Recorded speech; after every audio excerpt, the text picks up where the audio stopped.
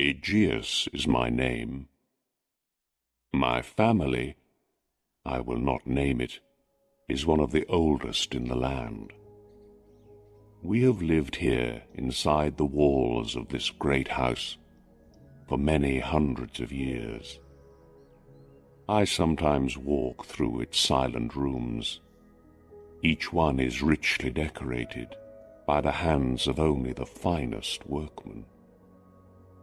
But my favorite has always been the library. It is here among books that I have always spent most of my time. My mother died in the library. I was born here. Yes, the world heard my first cries here, and these walls, the books that stand along them, are among the first things I can remember in my life. I was born here in this room, but my life did not begin here. I know I lived another life before the one I am living now. I can remember another time, like a dream without shape or body, a world of eyes, sweet, sad sounds, and silent shadows. I woke up from that long night. My eyes opened, and I saw the light of day again, here, in this room full of thoughts and dreams. As a child, I spent my days reading in this library, and my young days dreaming here. The years passed. I grew up without noticing it, and soon I found that I was no longer young. I was already in the middle of my life, and I was still living here in the house of my fathers. I almost never left the house, and I left the library less and less. And so slowly, the real world, life in the world outside these walls, began to seem like a dream to me. The wild ideas, the dreams inside my head were my real world. They were my whole life. Berenice and I were cousins. She and I grew up together here in this house, but we grew so differently. I was the weak one, so often sick, always lost in my dark and heavy thoughts. She was the strong, healthy one, always so full of life, always shining like a bright new sun. She ran over the hills under the great blue sky, while I studied in the library. I lived inside the walls of my mind, fighting with the most difficult and painful ideas. She walked quickly and happily through life, never thinking of the shadows around her. I watched our young years flying away on the silent wings of time. Berenice never thought of tomorrow. She lived only for the day. Berenice. I call out her name, Berenice, and 1,000 sweet voices answer me from the past. I can see her clearly now, as she was in her early days of beauty and light. I see her, and then suddenly all is darkness, mystery and fear. Her bright young days ended when an illness, a terrible illness, came down on her like a sudden storm. I watched the dark cloud pass over her. I saw it change her body and mind completely. The cloud came and went, leaving someone I did not know. Who was this sad person I saw now? Where was my Berenice, the Berenice I once knew? This first illness caused several other illnesses to follow. One of these was a very unusual type of epilepsy. This epilepsy always came suddenly, without warning. Suddenly her mind stopped working. She fell to the ground, red in the face, shaking all over, making strange sounds, her eyes not seeing any more. The epilepsy often ended with her going into a kind of very deep sleep. Sometimes this sleep was so deep that it was difficult to tell if she was dead or not. Often she woke up from the sleep as suddenly as the epilepsy began. She would just get up again as if nothing was wrong. It was during this time that my illness began to get worse. I felt it growing stronger day by day. I knew I could do nothing to stop it. And soon, like Berenice, my illness changed my life completely. It was not my body that was sick. It was my mind. It was an illness of the mind. I can only describe it as a type of monomania. I often lost myself for hours, deep in thought about something so unimportant that it seemed funny afterwards. But I am afraid it may be impossible to describe how fully I could lose myself in the useless study of even the simplest or most ordinary object. I could sit for hours looking at one letter of a word on a page. I could stay for most of a summer's day watching a shadow on the floor. I could sit without taking my eyes off a wood fire in winter until it burnt away to nothing. I could sit for a whole night dreaming about the sweet smell of a flower. I often repeated a single word again and again for hours until the sound of it had no more meaning for me. When I did these things, I always lost all idea of myself, all idea of time, of movement, even of being alive. There must be no mistake. You must understand that this monomania was not a kind of dreaming. Dreaming is completely different. The dreamer, I am talking about the dreamer who is awake, not asleep, needs and uses the mind to build his dream. Also, the dreamer nearly always forgets the thought or idea or object that began his dream.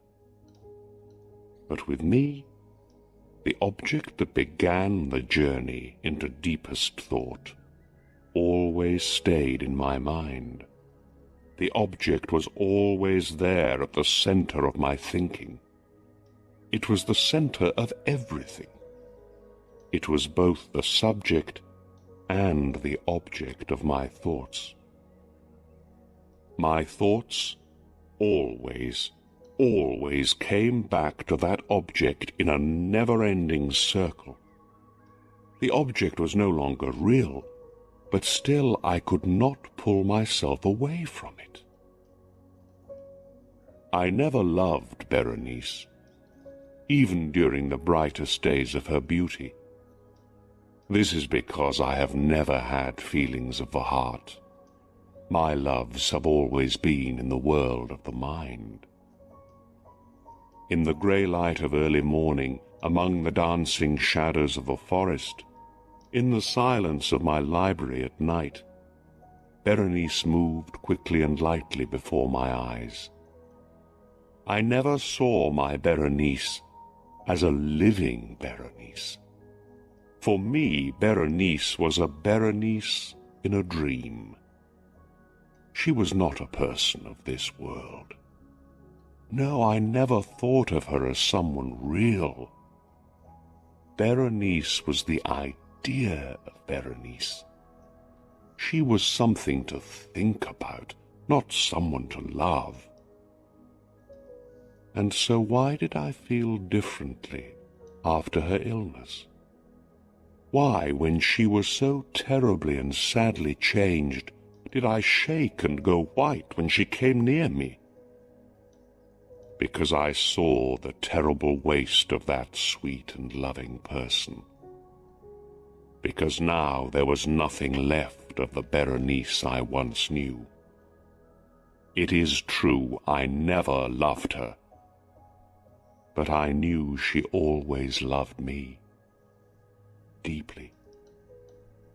And so one day, because I felt so sorry for her, I had a stupid and evil idea. I asked her to marry me. Our wedding day was growing closer, and one warm afternoon I was sitting in the library. The clouds were low and dark, the air was heavy, everything was quiet. Suddenly, lifting my eyes from my book, I saw Berenice standing in front of me. She was like a stranger to me, only a weak shadow of the woman I remembered. I could not even remember how she was before. God, she was so thin. I could see her arms and legs through the grey clothes that hung round her wasted body. She said nothing, and I could not speak. I do not know why, but suddenly I felt a terrible fear pressing down like a great stone on my heart. I sat there in my chair, too afraid to move. Her long hair fell around her face. She was as white as snow. She looked strangely calm and happy, but there was no life at all in her eyes. They did not even seem to see me. I watched as her thin, bloodless lips slowly opened. They made a strange smile that I could not understand. And it was then that I saw the teeth. Oh, why did she have to smile at me? Why did I have to see those teeth? I heard a door closing and I looked up. Berenice was not there anymore. The room was empty. But her teeth did not leave the room of my mind. I now saw them more clearly than when she was standing in front of me. Every smallest part of each tooth was burnt into my mind. The teeth. There they were in front of my eyes, here, there, everywhere I looked, and they were so white, with her bloodless lips always moving round them. I tried to fight this sudden, terrible monomania, but it was useless. All I could think about, all I could see in my mind's eye was the teeth. They were now the center of my life. I held them up in my mind's eye, looked at them in every light, turned them every way. I studied their shapes, their differences, and the more I thought about them, the more I began to want them. Yes, I wanted them. I had to have the teeth. Only the teeth could bring me happiness, could stop me from going mad. Evening came. Then darkness turned into another day. Soon a second night was falling, and I sat there alone, never moving. I was still lost in thought, in that one same thought. The teeth. I saw them everywhere I looked, in the evening shadows, in the darkness in front of my eyes. Then a terrible cry of horror woke me from my dreams. I heard voices and more cries of sadness and pain. I got up and opened the door of the library. A servant girl was standing outside, crying. "Your cousin, sir," she began. "It was her epilepsy, sir. She died this morning." This morning? I looked out of the window. Night was falling. "We are ready to bury her now," said the girl. I found myself waking up alone in the library again. I thought that I could remember unpleasant and excited dreams, but I did not know what they were. It was midnight. They buried Berenice soon after dark, I told myself again and again, but I could only half remember the hours since then. Hours full of a terrible, unknown horror. I knew something happened during the night, but I could not remember what it was. Those hours of the night were like a page of strange writing that I could not understand. Next, I heard the high, cutting scream of a woman. I remember thinking, what did I do? I asked myself this question out loud, and the walls of the library answered me in a soft voice like mine. What did you do? There was a lamp on the table near me, with a small box next to it. I knew this box well. It belonged to our family's doctor. But why was it there now on the table? And why was I shaking like a leaf as I looked at it? Why was my hair standing on my head? There was a knock on the door. A servant came in. He was wild with fear and spoke to me quickly in a low, shaking voice. I could not understand all of what he was saying. "Some of us heard a wild cry during the night, sir," he said. "We went to find out what it was, and we found Berenice's body lying in the open, sir," cried. "Someone took her out of the hole where we buried her. Her body was cut and bleeding. But worse than that, she was not dead, sir. She was still alive." He pointed at my clothes. There was blood all over them. I said nothing. He took my hand. I saw cuts and dried blood on it. I cried out, jumped to the table and tried to open the box. I tried and tried, but I could not. It fell to the floor and broke.